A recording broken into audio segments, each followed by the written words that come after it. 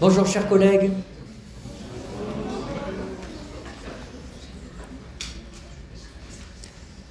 Alors, vous n'êtes peut-être pas au courant, vous en plus, futurs professionnels de santé publique, pour lesquels les lettres EBM sont quasiment un totem quotidien. Quand vous vous levez le matin, il y a l'EBM qui éclaire votre journée. Eh bien, figurez-vous que l'EBM tremble un peu sur ses bases en ce moment. Et hier soir, j'ai reçu un courrier électronique de Sylvie Chevret, qui est professeure de biostatistique à Saint-Louis, qui propose d'écrire une tribune dans Le Monde pour dire que l'essai randomisé est injustement attaqué en ce moment. Et j'ai proposé de co-signer avec tout un tas de collègues sa tribune, parce que c'est vrai qu'il y a des attaques, en particulier du monde de la cancérologie, parce qu'on va parler de santé mentale, mais vous pourriez vous dire, ah ben oui, les psys, voilà, ils sont jamais contents, ils se considèrent toujours comme différents, et donc ils veulent pas des essais randomisés, etc. Non, non, c'est la cancéro aujourd'hui qui attaque les essais randomisés. Donc l'EBM tremble sur ses bases. Et du coup, c'est important de prendre le temps de s'arrêter un petit peu pour se demander pourquoi. Et puis peut-être que c'est justifié qu'elle tremble sur ses bases. Parce que des fois, trembler, c'est pas un mauvais signe, ça veut dire qu'il est l'heure de se remettre en question. Et puis, c'est vrai quand même que le domaine de... Alors, je vais dire la santé mentale, parce que c'est le mot que vous avez utilisé, mais ce mot est abominable. Si on faisait un sondage que je vous demandais quelle est la définition de la santé mentale, voilà. Personne ne sait ce que veut dire ce mot. Tout le monde l'utilise juste pour ne pas utiliser le mot psychiatrie parce que ce mot écorche la bouche. Donc je vais, par courtoisie et par sociabilité, je vais utiliser le mot santé mentale, même si ce mot, je ne sais toujours pas ce qu'il veut dire. Alors, et donc le monde de la santé mentale, c'est vrai, interroge particulièrement la question de l'évidence-based medicine. Donc c'était une bonne idée de me proposer ce titre. Alors, à l'origine de l'évidence-based medicine, il y a quelque chose d'historique qui s'est passé au dernier tiers du XXe siècle. Voilà, c'est vraiment ça, ça commence à partir des années 65, 66, 67. Et puis, c'est stabilisé à la fin des années 90. Donc c'est vraiment le dernier tiers du XXe siècle, avec surtout des collègues nord-américains et en particulier canadiens, avec un courant très rationnel, et donc c'est pas péjoratif de dire ça, avec l'idée que voilà, les médecins exercent et ils donnent des diagnostics et ils proposent des traitements, mais sur quelle base proposent-ils leur traitement? Et alors vous, aujourd'hui, ça vous semble évident, il y a des milliers de revues internationales à comité de lecture, donc en fait on propose des traitements sur les bases de ce qui est écrit dans les revues internationales à comité de lecture. Mais à l'époque, ce n'était pas le cas. À l'époque, c'était un mélange de ça et de tradition médicale. Et les collègues disent, c'est pas rationnel de faire ça. Quand on prescrit, faut prescrire sur des bases qui correspondent à ce qu'on a observé. Ce qui, vu de loin, est quand même assez raisonnable.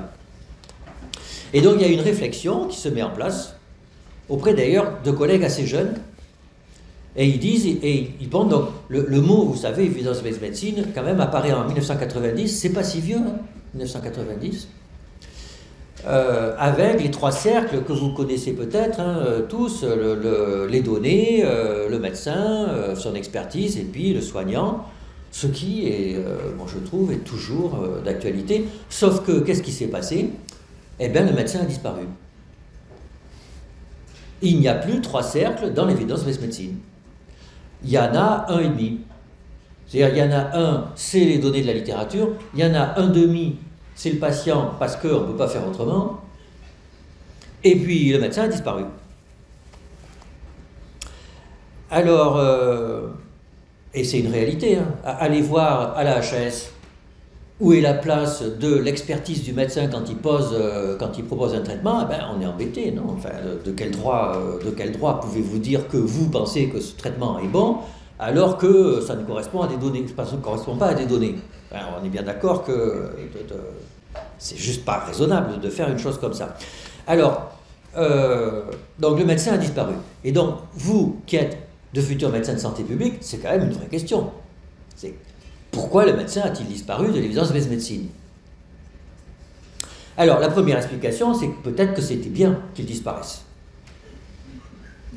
Peut-être qu'en fait, les médecins racontaient n'importe quoi en disant que je pense que je suis un expert et je dis que c'est ça, et bon, en fait, si c'est... pourquoi est-il légitime de dire ça? Est-ce que ça améliore des choses?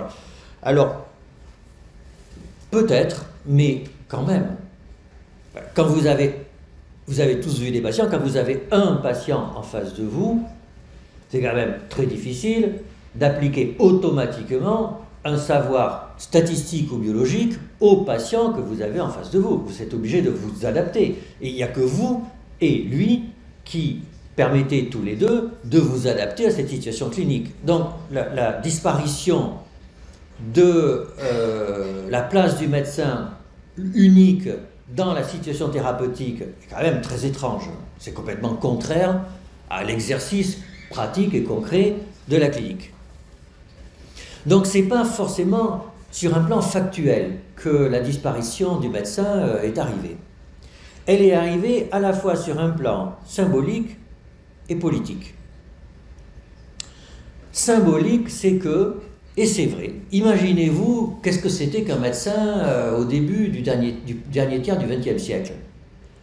C'était un monsieur vieux, autoritaire et dominant. C'était du patriarcat, là, il n'y a pas à tortiller. Et c'est vrai qu'il y en a encore des traces aujourd'hui. C'est vrai qu'il y avait un abus de position d'autorité médicale. Et il fallait peut-être du coup dire, oui, mais il y a un rond dans l'EBM qui est le rond des médecins, mais ce rond est problématique en termes idéologiques. Voilà, et je pense que ça s'est vraiment passé comme ça, en partie à juste titre. Et d'ailleurs, pendant tout ce courant, on voit que à l'OMS, par exemple, l'OMS a suivi exactement... L'OMS, vous savez, après la Seconde Guerre mondiale, progressivement s'est démédicalisée. La définition de la santé, qui avant était l'envers de la médecine, s'est démédicalisée complètement dans sa définition que vous connaissez tous, qui n'a absolument rien à voir avec la médecine, puisque c'est le bien-être. Le bien-être n'a rien à voir avec la médecine. Et donc on voit qu'il y a un courant de démédicalisation et en fait de soustraction de l'autorité du médecin dans le monde de la médecine.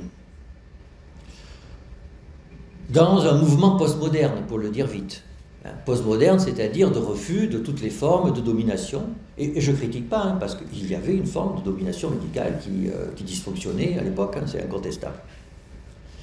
Donc, la disparition du médecin vient de raisons symboliques et idéologiques. Deux, la disparition du médecin de l'évidence-based médecine vient aussi de raisons politiques. Et alors, politique, je suis sûr que vous avez tous entendu, comme futurs médecins de santé publique, qu'il fallait mettre le patient au centre de l'hôpital. Et ça, c'est un choix politique. Il faut mettre le patient au centre de l'hôpital. Eh bien, c'est des conneries totales. C'est des conneries, et on est en train d'en souffrir en ce moment, parce que ce n'est pas le patient qu'il faut mettre au centre de l'hôpital, c'est les soins qu'il faut mettre au centre de l'hôpital.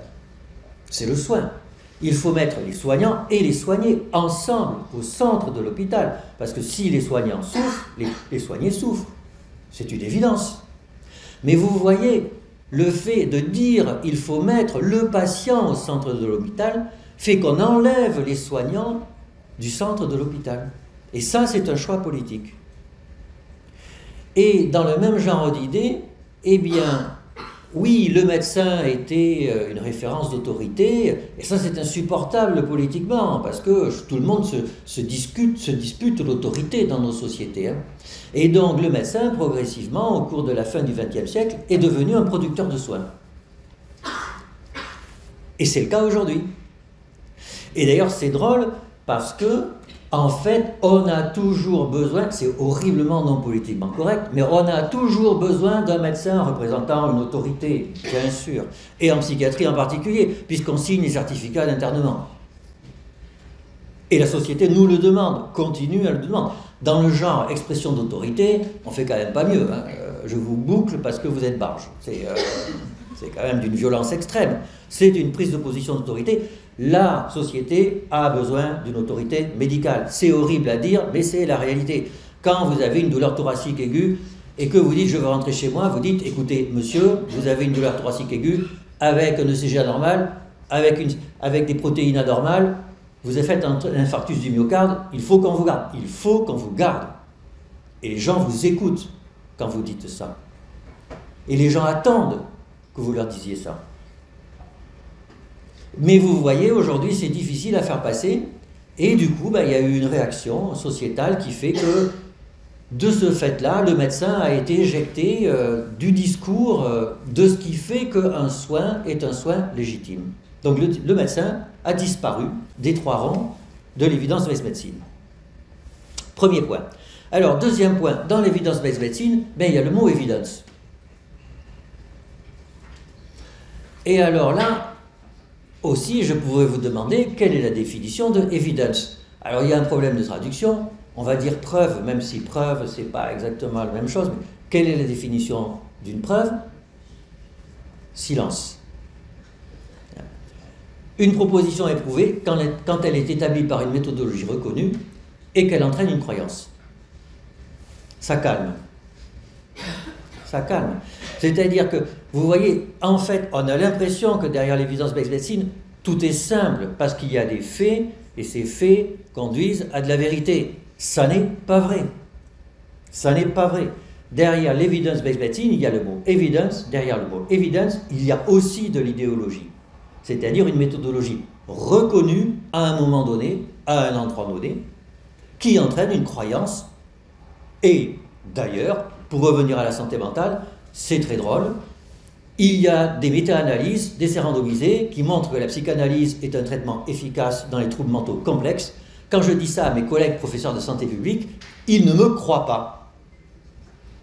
Vous voyez, ils ne me croient pas. Donc c'est qu'il y a autre chose derrière l'adhésion d'un résultat scientifique. Alors, donc c'est compliqué en fait, le mot évidence c'est compliqué. Or, dans l'évidence-based medicine aujourd'hui, c'est les stats qui ont ramassé le gros lot, on est bien d'accord. Quand on dit evidence-based, c'est statistically based en fait. Mais pourquoi la statistique a ramassé le gros lot de l'évidence? Est-ce qu'il n'y a que ça dans ce qui fait preuve? Bien sûr que non. Vous avez été formé dans les facultés de médecine, vous avez bénéficié, entre guillemets, de 600 heures de cours de biomachin. Il y a aussi la biologie qui fait preuve. Pourquoi la biologie ne fait-elle pas partie de l'evidence-based truc? Eh bien, ça a été étudié par un historien américain, Harry Marks, The Progress of Experiment, qui étudie l'évolution du savoir et de la recherche biomédicale au cours du XXe siècle. Et il dit qu'à l'origine, c'était la biologie qui faisait l'évidence. À l'origine, c'était Claude Bernard. Et Pasteur. C'était qu'est-ce qui fait qu'un antibiotique est efficace dans la tuberculose? Eh bien, la tuberculose, c'est un germe. L'antibiotique tue le germe, donc l'antibiotique guérit le patient. C'est prouvé. Et d'ailleurs, vous le savez, ça imprègne toujours la pensée de beaucoup de médecins à l'hôpital. Cette pensée d'évidence biologique, qui n'a rien à voir avec une pensée statistique, est aussi extrêmement forte. Et ce qui se passe en ce moment, avec les thérapies cellulaires par exemple, eh bien c'est que l'évidence biologique reprend du poil de la bête. Et vous avez, il n'y a pas un mois en France où un anticancéreux ne reçoit pas une autorisation de mise sur le marché avec un prix, avec des études, sans bras contrôle. Sans bras contrôle. Les CAR-T-cells, les thérapies cellulaires, le Zolgensma par exemple, 2 millions d'euros une injection, les données c'est une cohorte de patients sans bras contrôle. Où est l'évidence? Alors, vous me direz c'est choquant. C'est choquant, mais c'est parce que vous êtes branché santé publique, donc vous êtes branché statistique. Mais vous seriez biologiste, vous seriez cancérologue, vous trouviez ça très bien. Pourquoi ils trouvent ça très bien? Eh bien parce que eux, la théorie les construit.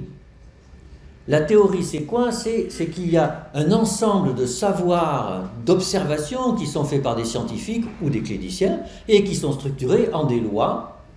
Et ces lois, qui sont toutes fausses, bien entendu, hein, toutes les lois des scientifiques sont potentiellement fausses, c'est pas le problème. Ces lois sont extrêmement puissantes.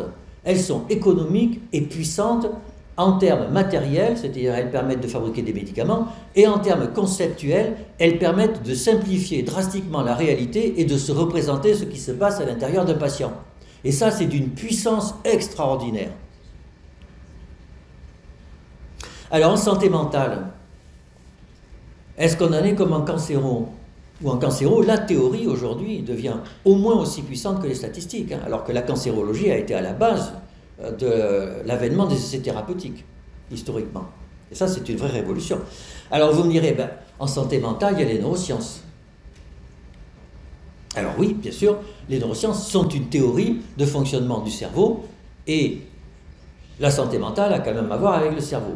Le problème, c'est que, eh bien, ça fait 30 ans que les neurosciences essaient de développer des médicaments ou des traitements pour les problèmes de santé mentale et qu'elles n'y arrivent pas. Hein, ça, je fais juste que citer le livre écrit en février 2022 par l'ancien directeur du NIMH, National Institute of Mental Health, qui dit qu'il a dépensé, il a pu dépenser pendant 15 ans 20 milliards de dollars et qu'ils ont trouvé des trucs extraordinaires en neurosciences qui n'ont pas vraiment servi aux patients et qu'en fait, on sait comment soigner les patients psychiatriques. Le seul problème, c'est que ceux qui en ont le plus besoin n'ont pas accès à ces soins. C'est ça le problème numéro un. Ce n'est pas vraiment le fait de savoir comment fonctionnent les neurones, en tout cas en première intention. Alors, donc, les neurosciences, oui, bien sûr, les neurosciences sont une théorie incontournable pour aborder la question de la santé mentale, mais si vous voulez l'aborder de façon efficace en termes de santé publique, c'est plus compliqué que ça. Alors, il y a les soins non pharmacologiques, la prévention, etc., et puis les traitements non pharmacologiques. Alors là, c'est problématique parce que les neurosciences ne sont pas la théorie qui sous-tend les soins non pharmacologiques. Alors, je vais aller à l'extrême de ce qui est décoiffant, c'est les thérapies psychanalytiques. Alors, en général, je reviens à les échanges que j'ai avec mes collègues enseignants de santé publique, c'est dérangeant quand même la psychanalyse, parce que bon, dans le genre evidence-based, ça flotte quand même. Hein. Eh ben oui, mais figurez-vous que c'est pas vrai. C'est juste pas vrai. Et alors ça, c'est intéressant de déconstruire ces a priori. Encore une fois, il y a des méta-analyses, essais randomisés qui montrent que la psychanalyse est un traitement efficace dans les troubles mentaux complexes. En termes de théorie, il y a plein d'études qui montrent que le corpus théorique de la psychanalyse est consistant avec la réalité. Par exemple, les abus sexuels sur des enfants, ça n'arrange pas la santé mentale quand ils sont adolescents ou quand ils sont adultes. Tout le monde est d'accord, les neuroscientifiques, les épidémiologistes, et qui l'a trouvé en premier? C'est Freud qui l'a écrit en premier. Il a écrit toute la psychanalyse, c'est là-dessus que c'est construit. Personne ne veut voir que la théorie psychanalytique est une théorie consistante et pertinente. Personne. Et c'est très étonnant. Alors personne dans le monde que nous partageons. Alors c'est intéressant, il faut que vous vous demandiez pourquoi. Pourquoi, alors qu'une théorie étaye une validité, pourquoi on refuse de voir que certaines théories ont plus de poids que d'autres? Et ça n'est pas que des arguments scientifiques. C'est aussi des arguments émotionnels. Car vous avez beau être des professionnels de santé publique, vous avez des émotions.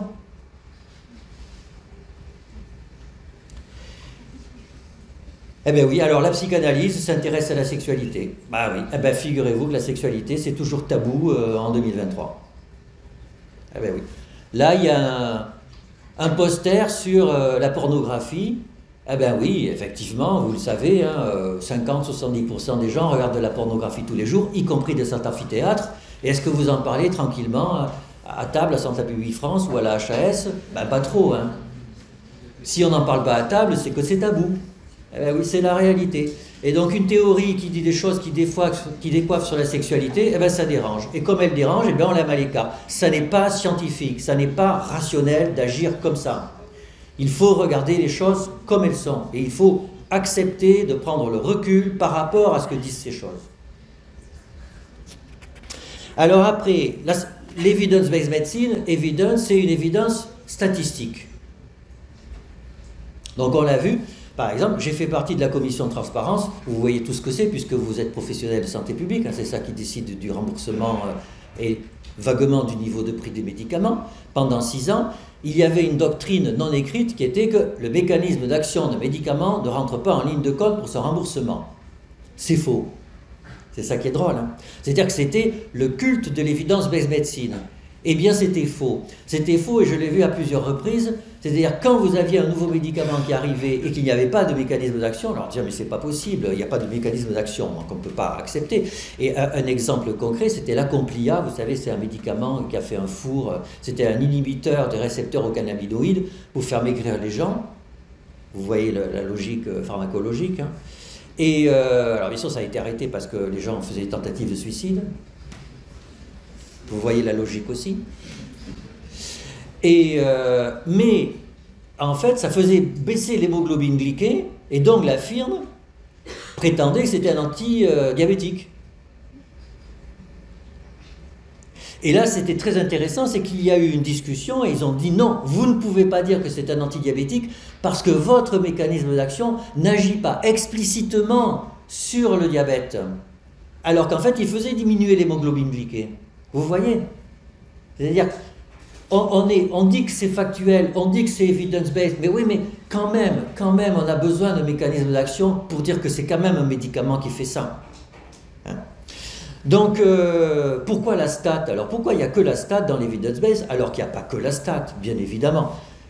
Je me souviens, il y a eu une méta-analyse d'essais randomisés qui évaluait les granules homéopathiques 30CH dans l'asthme sévère chronique. C'était dans les années, début des années 2000, fin des années 90. Méta-analyse positive. Et les auteurs anglais concluaient ou l'homéopathie marche, ou les essais thérapeutiques ne marchent pas. Bien sûr, c'était un biais de publication. C'est tout simple. Hein. C'est un biais de publication. Donc, mais vous voyez, mais là, personne ne croyait aux méta-analyses, alors que c'est le niveau de preuve maximum. Oui, mais là, on n'y croit pas, parce que c'est l'homéopathie. Donc, soyons sérieux, bien sûr que... Alors, pourquoi il n'y a que les stats? Alors, il y a des gens qui vont dire, ah, c'est parce que c'est un enjeu de pouvoir académique. Vous savez hein, qu'il y a les sciences humaines et sociales, il y a la biologie, il y a les stats, etc. Il y a des postes derrière, il y a des budgets, des appels d'offres, etc. Et dès qu'il y a des postes et des budgets et de l'argent, les gens se tapent dessus. Et s'ils tapent dessus, ben, ils sont en conflit, et donc il y a du pouvoir, et donc ben, par moment, il y en a un qui gagne et l'autre qui perd, etc. Et puis, ben, à la fin du XXe siècle, c'était les statisticiens qui ont gagné, et puis là, les biologistes sont en train de gagner, les sciences humaines et sociales ont toujours perdu. Donc, il y a un enjeu de pouvoir, c'est vrai qu'il y a eu un enjeu de pouvoir, je suis d'accord, mais ça n'explique pas tout. Là aussi, il y a un enjeu idéologique et un enjeu méthodologique. Alors, l'enjeu idéologique, il est très intéressant et il faut que vous le sachiez. Et là, je vais citer 2 auteurs, et même un 3e, que je pense que que vous devriez connaître au moins, et au moins regarder leur page Wikipédia. C'est Ian Hacking, Alain de Rosière et puis Olivier Martin. Alors Ian Hacking a écrit un livre, c'est un philosophe canadien, toujours vivant, un épistémologue, qui a écrit un livre sur l'émergence des probabilités, sur comment sont arrivées les probabilités dans l'espèce humaine. Et c'est très intéressant parce qu'en fait les probabilités sont arrivées très tard. Pour des raisons quasiment religieuses et métaphysiques, c'est que pour les humains, pendant longtemps, vous savez, Platon disait qu'il y avait un monde supralunaire et sublunaire, que le monde supralunaire, c'est les planètes, tout était régulier avec des mathématiques, et qu'au niveau de la planète, c'était le bazar, les humains, c'est le chaos, et qu'il ne peut pas y avoir de loi.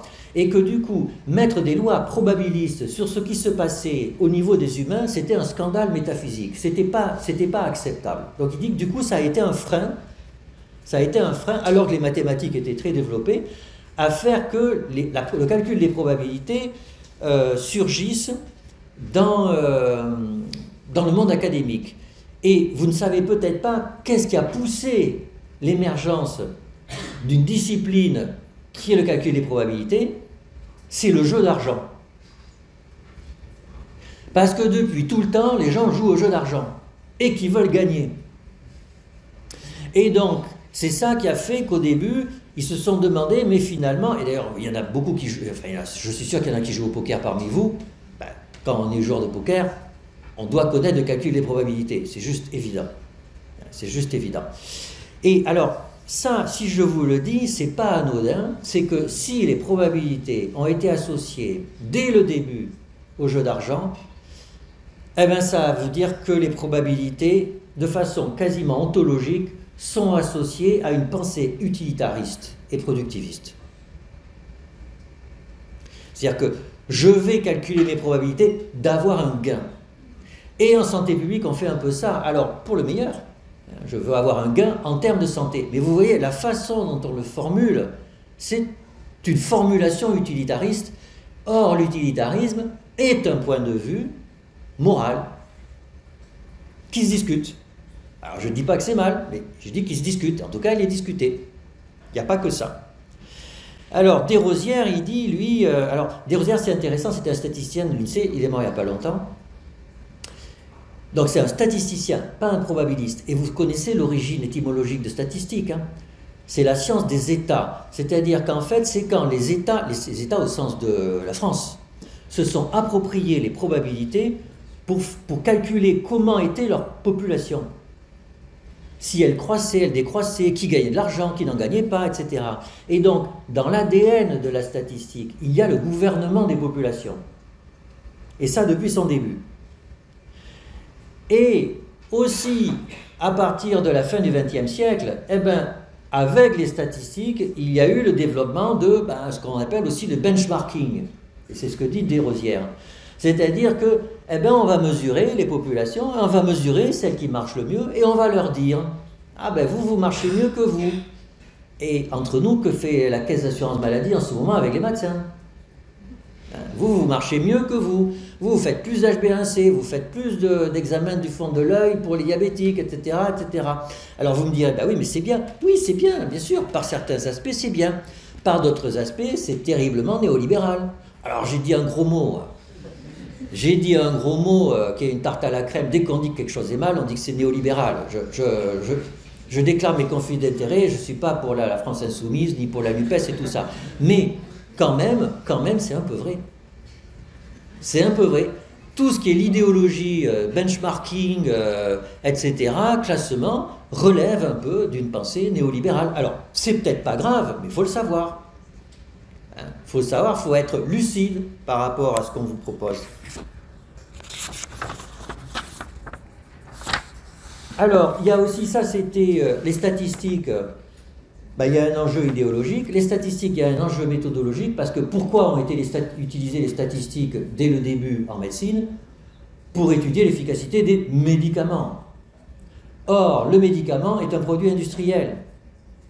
C'est-à-dire que quand vous prenez des gélules de 20 mg de fluoxétine, elles sont toutes pareilles. Et ça, pour un statisticien, c'est extraordinaire. Vous voyez, c'est comme vous avez un dé à 6 faces, et les 6 faces font la même chose. Vous avez plein de gélules de fluoxétine, elles sont toutes pareilles. Donc, vous pouvez méthodologiquement, expérimentalement, tester statistiquement l'efficacité de la fluoxétine. Et vous me voyez venir, mais oui, mais en santé mentale. Eh bien, en santé mentale, les soins sont avant tout des soins non pharmacologiques. Les soins non pharmacologiques ne sont pas industriels. Quelle est la pertinence de l'outil statistique avec un soin qui n'est pas industriel? Et ça ne touche pas que la santé mentale, ça touche la chirurgie aussi. Ça touche les soins infirmiers, enfin tous les soins humains. Et c'est là qu'on voit comment le système dysfonctionne. Récemment, avec les étudiants du M2, on a vu un essai sur la prise en charge des ruptures des ligaments croisés, intervention chirurgicale versus rééducation. L'intervention chirurgicale marche mieux, ok, pas de problème, mais dans l'analyse de l'essai randomisé, ils ne prennent même pas comme effet aléatoire l'effet chirurgien. Vous rendez compte? Si vous allez vous faire opérer, vous croyez que vous allez tirer au sort le chirurgien? Bien sûr que non. On ne tient même pas compte de l'effet chirurgien dans l'analyse des données, dans un papier qui sort dans le Lancet. Vous voyez à quel point on n'est pas capable de voir que les soins que l'on propose, dès que ce n'est plus des médicaments, ce ne sont plus des soins industriels. Et bien sûr que l'effet chirurgien est important, et en santé mentale, il y a plein d'études qui montrent que la variance liée au psychothérapeute est égale, voire supérieure, à la variance due au type de psychothérapie que vous proposez. L'effet soignant est capital. Et pareil pour les critères d'inclusion. Alors il y a un DSM avec des pathologies psychiatriques, mais imaginez que vous alliez voir un psychothérapeute. À votre avis, est-ce que ça va être vraiment parce que vous avez un trouble qui relève du DSM? Bien sûr que ce n'est pas exactement ça. Vous allez voir un psychothérapeute parce que vous avez, vous, un problème qui relève peut-être d'une symptomatologie anxio-dépressive, mais qui s'inscrit dans votre vie, dans votre façon de réagir par rapport au Covid, à votre avenir professionnel, etc. Et même par rapport à vos attentes que vous avez par rapport aux soins. Et tout ça, c'est complètement singulier. Tout ça, c'est très difficile de le faire entrer dans la statistique. Et alors, méthodologiquement, ça a des conséquences concrètes. Eh bien, on en revient à la psychanalyse.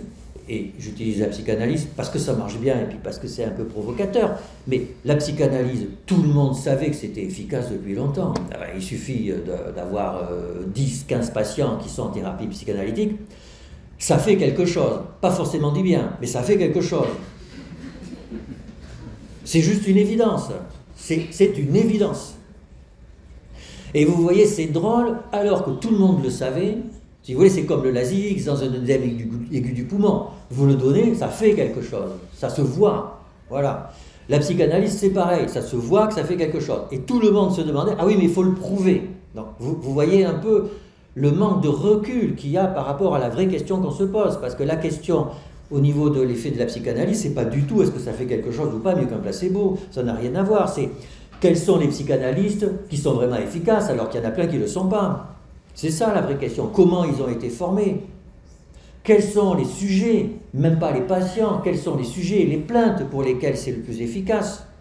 Et qu'est-ce que attendaient ces sujets-là dans la prise en charge? Toutes ces questions-là, on ne peut pas y répondre avec un essai randomisé.